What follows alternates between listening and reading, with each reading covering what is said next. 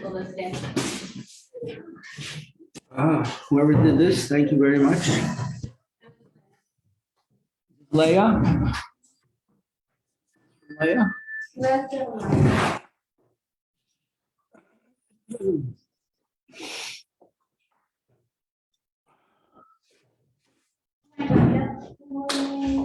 The fact that some of us are awake right now, given that we were dancing, actually doing stuff before we left the wedding. Yeah. It's pretty amazing. I work here on time. Well, yeah. I didn't go to bed till after midnight and I left before. Yeah. We started dancing. Okay. Like I left before the last part of it. Oh.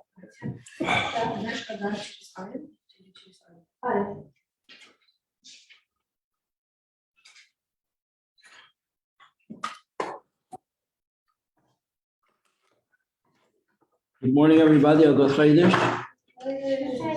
Now it's really Adar.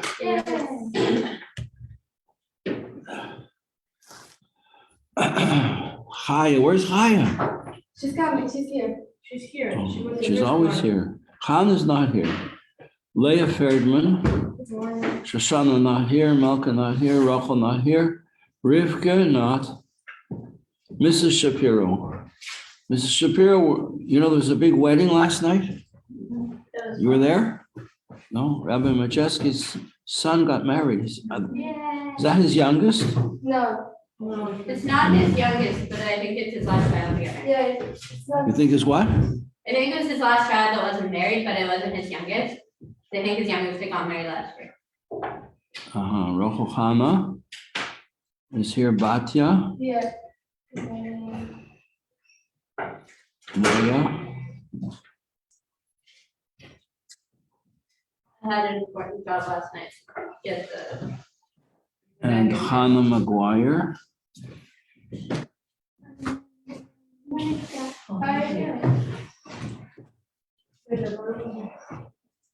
Shirelle, I heard you're not feeling well. Yeah. Thank you for coming. I hope it'll make you feel better.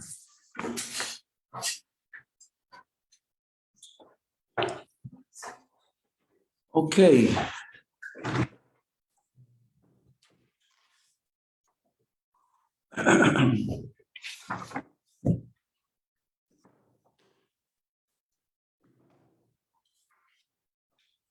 Chapter 9, a new chapter. Wow. Any questions on chapter 8? Anything we have up to the present?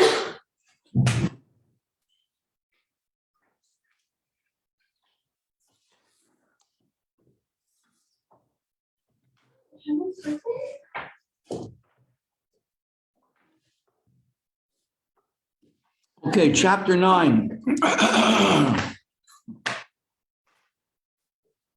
Klippas Noiga. We've learned that Klippas Noiga is the fourth level of Klippas, adjacent to the world of holiness, and gives life to all the things that are permissible to us. Like that sip of water you just took, Shirel, or like this cup of coffee, or the banana. In itself, there's nothing holy about the coffee or the water or the banana, but if we say a bracha on it and we use it, we'll be alert and have energy and enthusiasm for learning Torah, then it becomes part of the world of holiness. Similar to an animal, a chicken, a cow, a goat. The cow cannot say brachas, it can only say, you know what a cow says. That's all it can say. But if it's slaughtered properly and salted, and the blood is taken out, and you cook it, can make a delicious cholent on Shabbos, and the cow will be participating in your Shabbos Nigunim and your Shabbos Torah and your Shabbos davening. The cow's very happy about that. It feels fulfilled. There's a story written about the life cycle of a grain of wheat. praying to Hashem the whole of its existence, that it should survive. And finally it does survive. And it gets harvested. And it's praying it should be taken to a granary and then be milled into flour and then become bread, challah, for a Shabbos meal. But to its deepest chagrin, it's taken instead to a brewery and becomes vodka.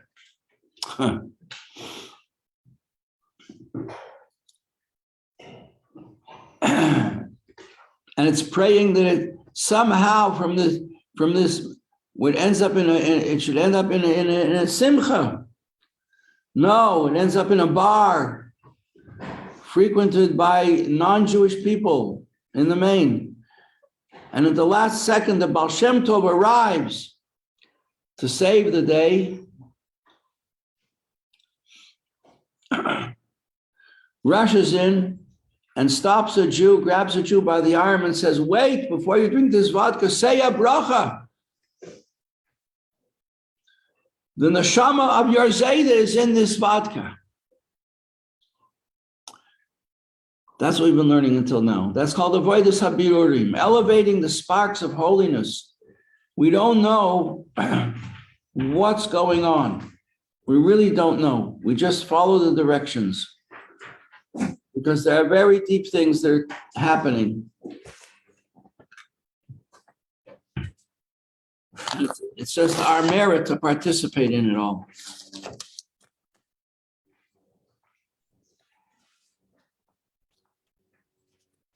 Chapter 9,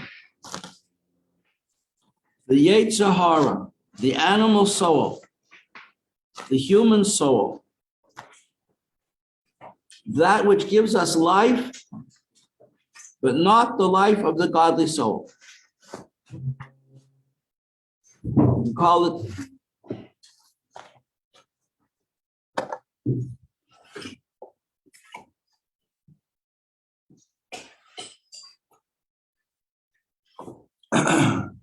Mocha Mishkan Nefesh Bahamas. Where is it? Where does it reside? Shemi HaKlippa, Mi Klippa's Noiga. Your animal soul, my animal soul, all of us. The basic human energy of our life is from Klippa, except by tzaddikim. By tzaddikim, their soul is godly. They have totally banished Klippa from their being, and they are a godly soul, whereas we are an animal soul. Basically, we are an animal soul. Where is this animal soul? B'chol ish Yisrael. You can't think, don't fool yourself to think it doesn't really mean you. Because listen to the next three words. B'chol ish Yisrael. We're talking about every single Jewish person. Except the tzaddik. This doesn't apply to a tzaddik.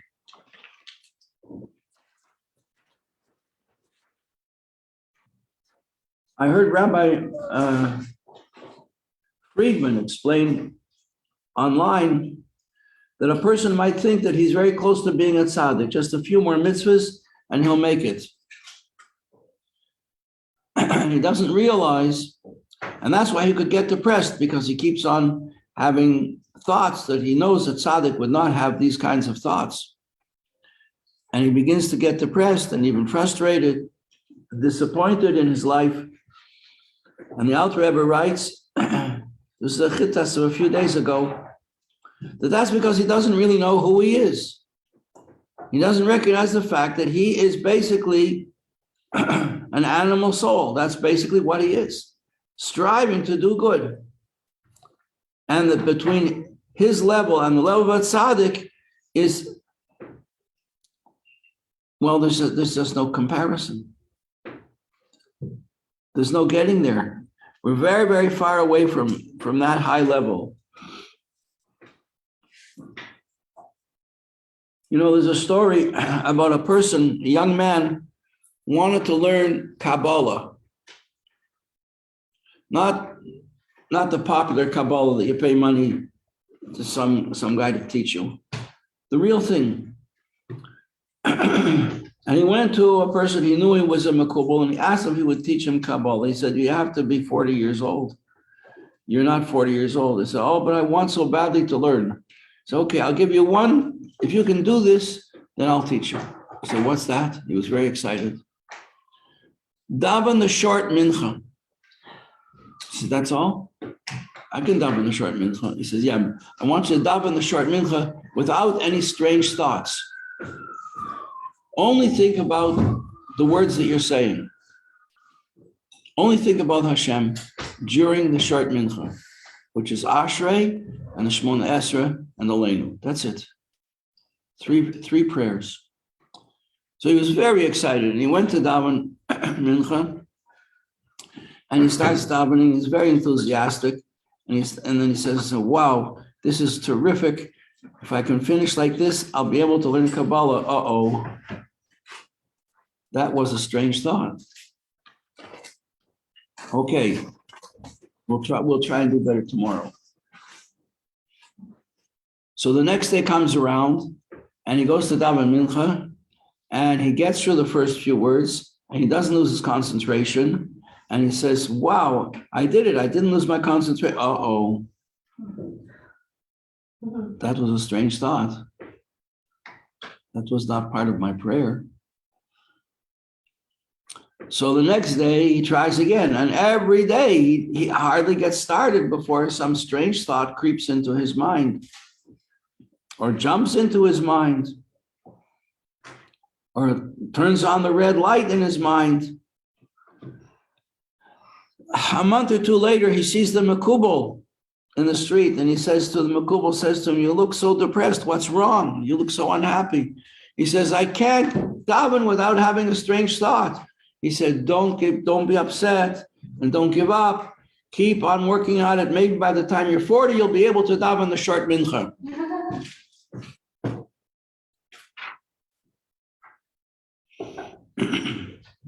So that's the point. Good morning, Shoshana. Good morning, brother. We're just starting chapter 9, for those of you who just came in. And he's telling us the place of the animal soul in every single Jewish person. The animal soul comes from the fourth level of Klippa, called Klippas Noga. Where is it? Where does it reside? In your heart. Which part of the heart? The left part of the heart. Chol HaSmoli. I once had a girl in this class who was a medic. She was an advanced nurse, and she understood anatomy and how the human body works. And she said this makes sense to her. Because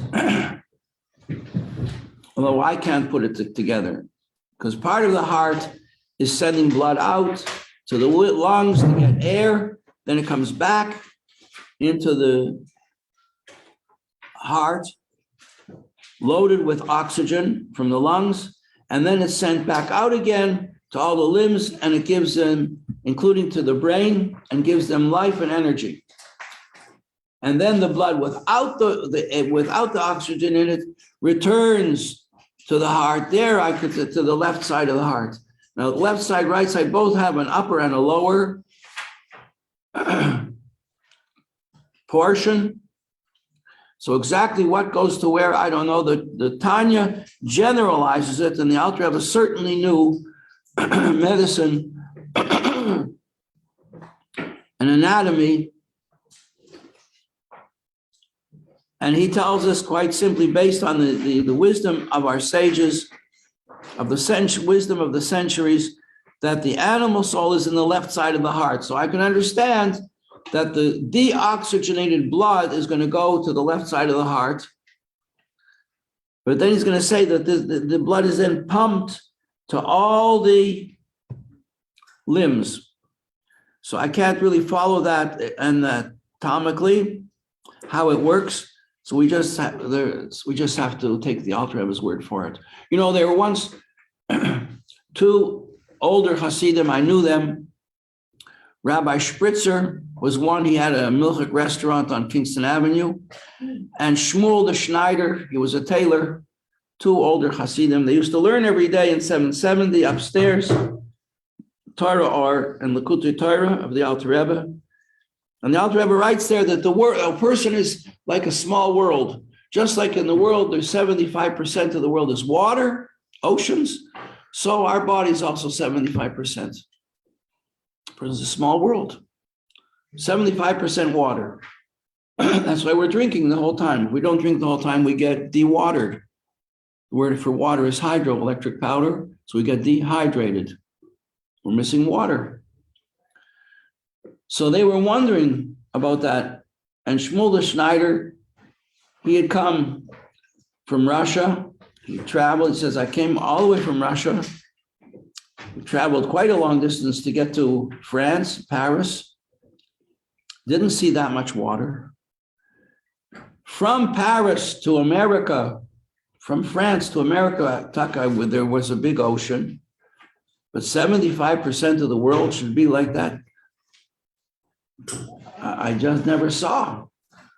And Rabbi Spritzer, who had a very high voice, said, well, some things we just have to take with complete faith. Some things we just have to.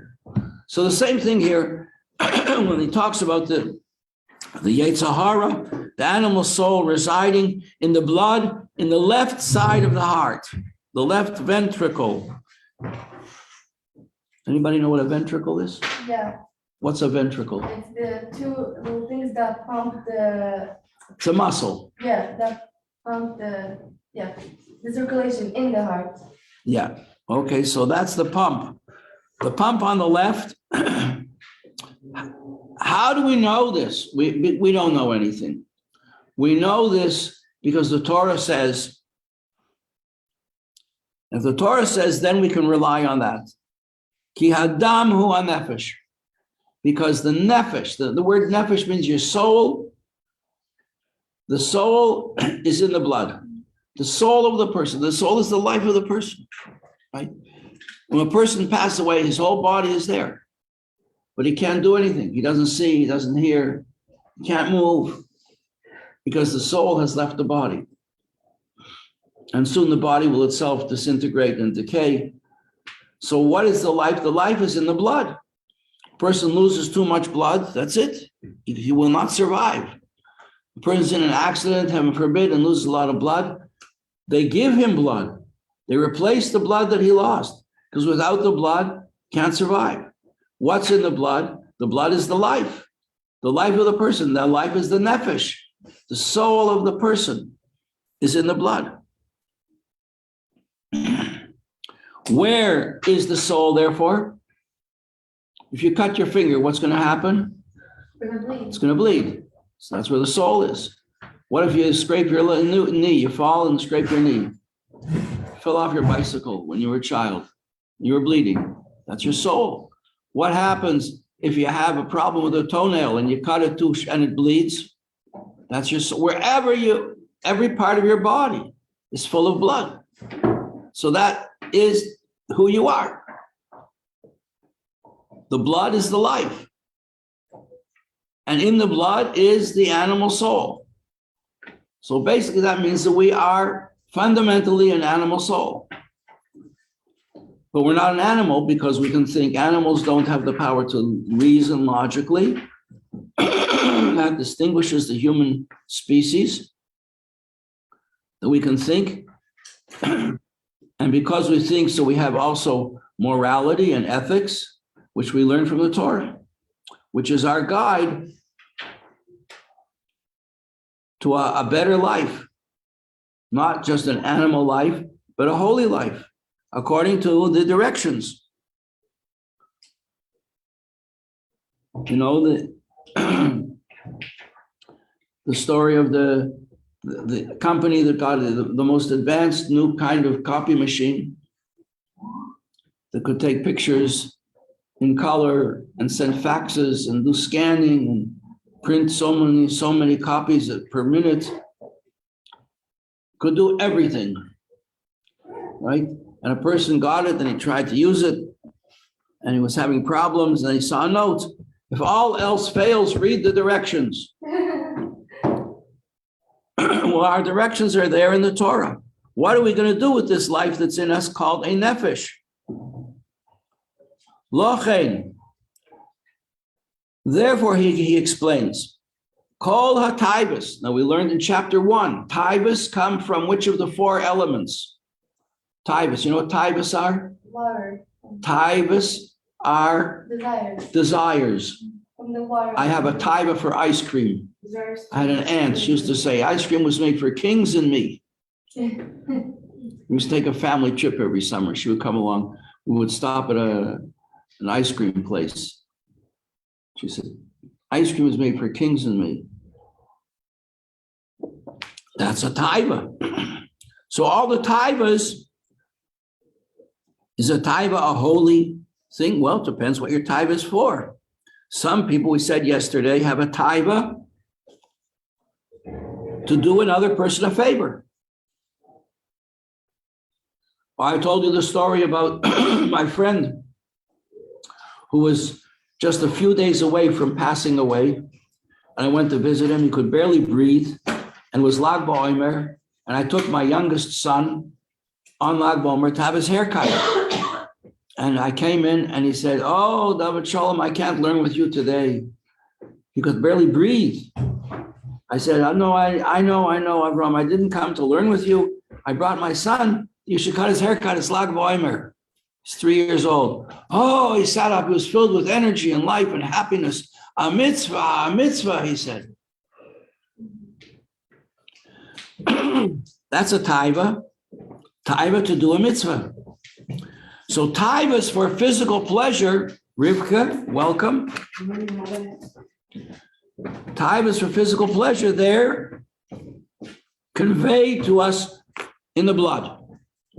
So the blood is the source of the life, of the animal soul, the basic animal life within us. And therefore, this is where all our negative human characteristics come from. All our selfish characteristics. He gives one is lust. He gives another one. Lust is from the element of, Batya said, water. Associate that with watermelon, with a little salt on it. It's yummy. You could forget why you're eating it. It's just for the taste. Okay, and boasting. What's boasting? Boasting is the element of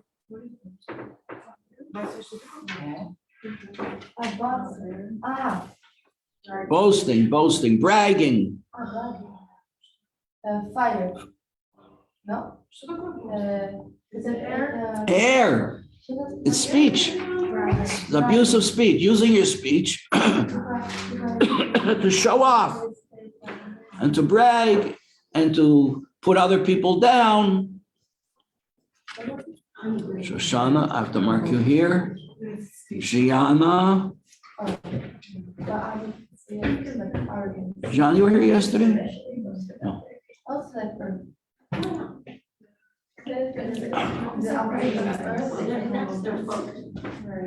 Anger. Person gets angry. What's that from? Fire. Fire, correct. So we have Taivas, his pyrus, his boasting. Where does that come from? Boasting, Boasting. element of air. Air. Oh, okay. Abusive speech.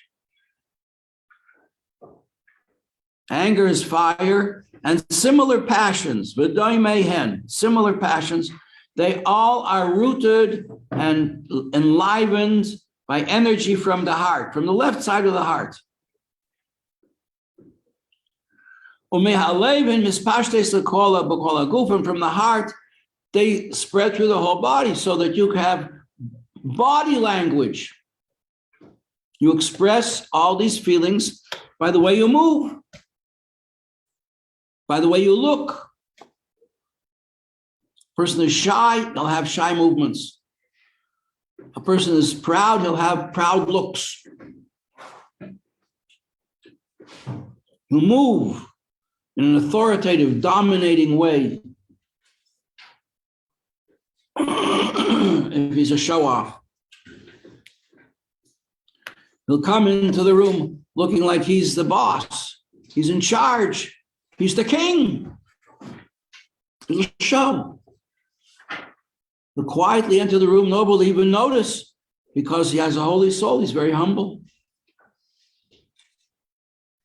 Nobody will even notice him. Okay? And from the heart, these feelings, these are all negative feelings we're talking about so far. We're talking about the animal soul. Negative feelings will spread throughout the whole body.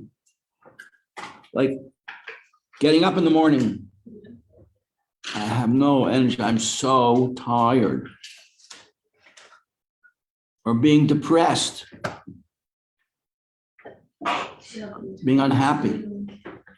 Did everybody have a good time last night at the wedding? Yeah. So much. I didn't end up going to the movie. Yeah. I didn't even get an invitation. Oh, that's so sad. It was done so quick. 30 days ago, they didn't even know each other. Wow, I thought. But I heard on the grapevine. They were meant to be. And from the heart, they spread throughout the body. These feelings spread in the blood throughout the whole body, because you have the feeling, and the animal soul is in the blood, and it takes it to your organs. So therefore, they say, if people are having a quarrel, and one person goes like this, the fact that he raises his hand, says Rashi. Ms. Chassid, are you with me? He raises his hand like this, already shows that he's a wicked person. A righteous person doesn't even raise his hand. The story about the Rebbitzin, when the Germans were bombing Paris, there was an older Jew who didn't hear very well and didn't know he should take cover. And a plane came along and they were shooting from the plane, and everybody had to get down, and the older person didn't know. And she yelled at him, he should get down, and pushed him so that he would be safe. And they say that she expressed regret about this for the rest of her life, that she pushed a Jew, even though she was saving his life. He didn't know that he just knew somebody's pushing me.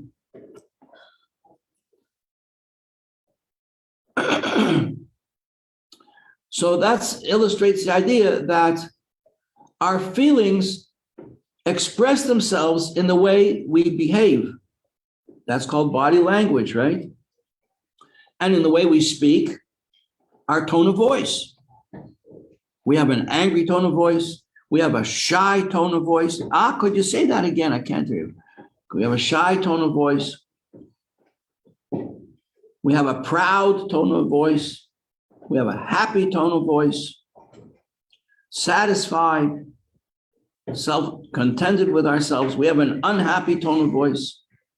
We have a tired tone of voice. So it affects the way we speak, the way we move, the way we look, everything. These feelings, and the feelings are conveyed to our limbs and make us behave this way through the blood. That's how the animal soul affects us. And we even think.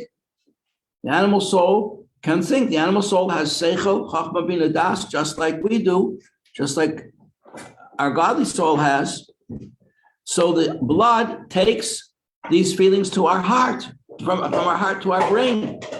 What do we do with them in our brain? Well, if a person's angry, you might think how he could take revenge. Anybody ever read Edgar Allan Poe? If you didn't, don't do it. But if you did, he wrote a story. He was a sick guy. He wrote a whole story about how somebody in Florence, Italy, that's where he set the story, takes a vicious revenge on somebody. Vicious. But clever. How he does it. So you can get very, very smart about getting the things you want. Whether it's a job or some kind of possession that you want, a car, or some clothing that you desire. There's a lady in our community here. She has a taiva for shoes. She has hundreds of pairs of shoes. Why is that? Because when she was a girl about Bas Mitzvah age, they had no money. And she desperately wanted a new pair of shoes. And it was not possible for the family to buy her a new pair of shoes. So when she was able to leave Russia and come to America, and her husband became very successful in work. He worked hard and he opened the store and he became very successful. And whenever she had a chance to buy a pair of shoes, another pair of shoes, she couldn't resist her desire to have shoes.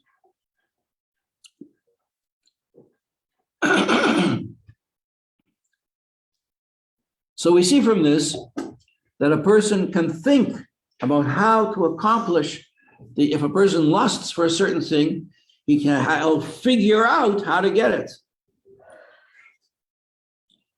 And he'll become very clever about how to get it and wise. He wants money. He wants a home. Maybe he wants two homes, one in town and one in the country, and another one in Florida, and another one in Jerusalem. He'll figure it all out. Is any of this serving God? We don't know yet. So far, it's just serving himself. So that's how the blood rises to the brain, and a person will think and meditate, page 137. 137 will think and meditate about how to fulfill his basic human animal soul desires,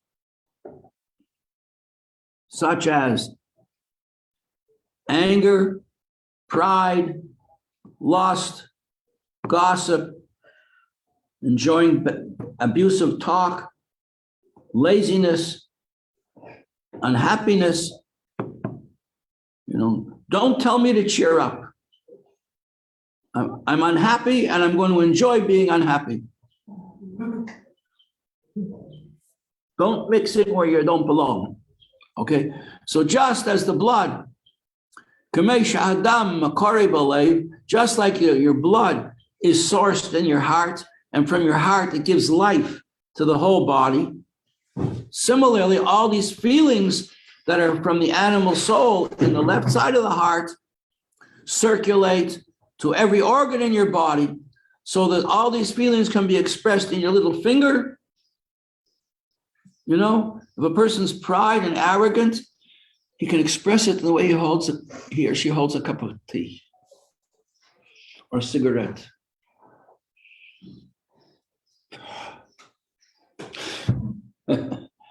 Yeah. Or how they walk, or how they move, or how they express desire. A person wants to be friendly with somebody.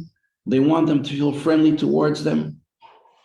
They can get that message across loud and clear just through the ballet that they will do, the whole dance that they will do to attract this person. However, that is how the animal soul works in every single person from the left side of the heart. Everybody with me? We clear on the subject? Yeah. Okay, Malka. Kept in very quietly. Glad to have you here. Every day. Sharon Sontag. Yes, thank you. Anybody's name I did not call? No, we got everybody. Okay. So that's our share for today. Rosh Chodesh Adar Mishnah Nichnas Adar Marbim V'Simcha. And we're not going to leave off with the Yetzer Hara. We're going to think about the Yetzer Tov, because the next part of the chapter is about the godly soul. If the Yetzer Hara is in the left side of the heart, where is the godly soul? And the answer is in your brain. And just like the animal soul circulates through the whole being from your heart, the godly soul circulates and influences the whole of your body from your head and extends its influence over all the parts of your body, including the heart. And that's where the heart is the war zone. It's the war zone in your body where the war takes place between the godly soul and the animal soul. So the godly soul, its home territory is the brain, but it has to confront and engage the animal soul, and that's in the heart.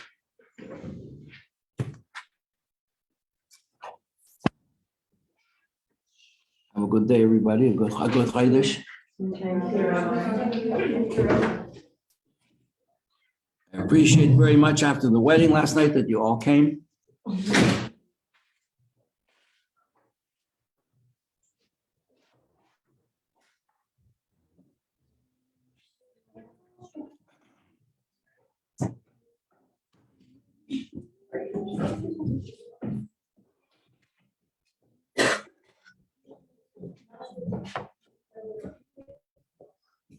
Tomorrow now. Yeah.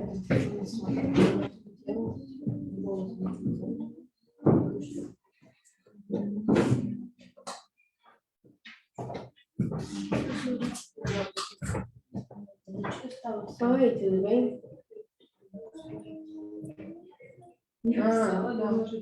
And she's